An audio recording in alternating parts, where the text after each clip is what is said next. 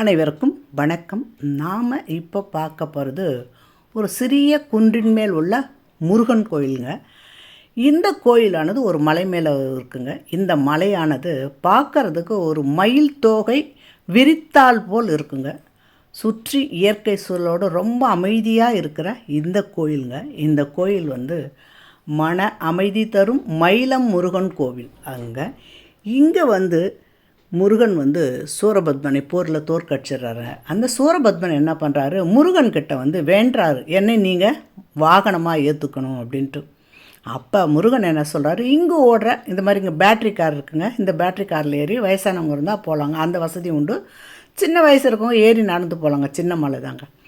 இங்குள்ள வராக நதியில் நீங்கள் தவம் இரு அப்படின்னு சூரபத்மன்கிட்ட இவர் சொல்கிறாருங்க. நான் உன்னை தகுந்த நேரத்தில் ஆட்கொள்வேன் அப்படின்னு சொல்லிட்டு மறைந்துடுறாருங்க.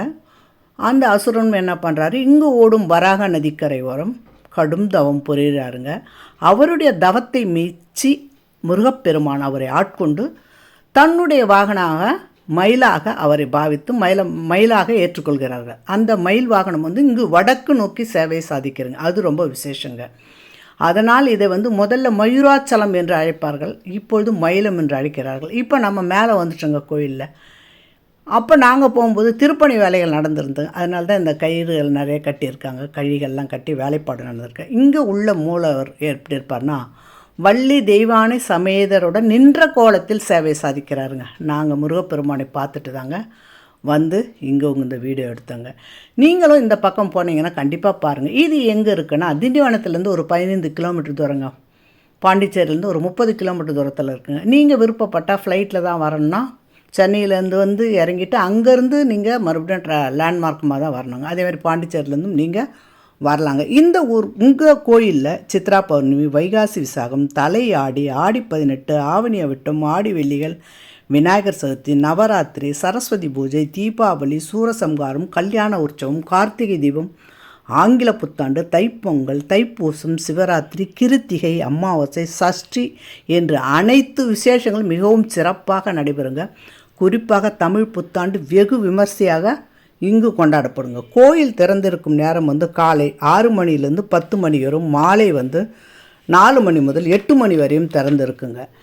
இங்கு மூலவர் சுப்பிரமணியர் என்று அழைக்கப்படுறார். இக்கோயிலானது சுமார் 1000 வருடங்களுக்கு முன் பழமையானது என்று கருதப்படுகிறதுங்க.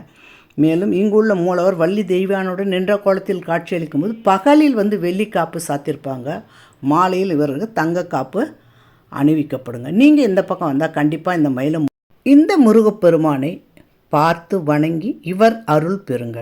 மறக்காமல் என் சேனலை சப்ஸ்கிரைப் பண்ணுங்கள், லைக் பண்ணுங்கள், ஷேர் பண்ணுங்கள், கமெண்ட் பண்ணுங்கள், பக்கத்தில் இருக்கிற பெல் ஐக்கானை கிளிக் பண்ணுங்கள். இதுவரை சப்ஸ்கிரைப் பண்ண அனைத்து நல்ல உள்ளங்களுக்கும் கோடான கோடி நன்றி. மீண்டும் சந்திப்போம். முருகன் அருள் கண்டிப்பாக கிடைக்குங்க. நீங்கள் கண்டிப்பாக இந்த பக்கமாக போகும்போது மிஸ் பண்ணாமல் பாருங்கள். மன அமைதி தரும் முருகன் கோயிலுங்க அப்படின்னு எல்லாரும் அனுபவப்பட்டவங்க சொல்கிறாங்க. நீங்கள் கண்டிப்பாக வரும்பொழுது இந்த கோயிலை தரிசனம் பற்றி எனக்கு ஃபீட்பேக் கொடுங்க.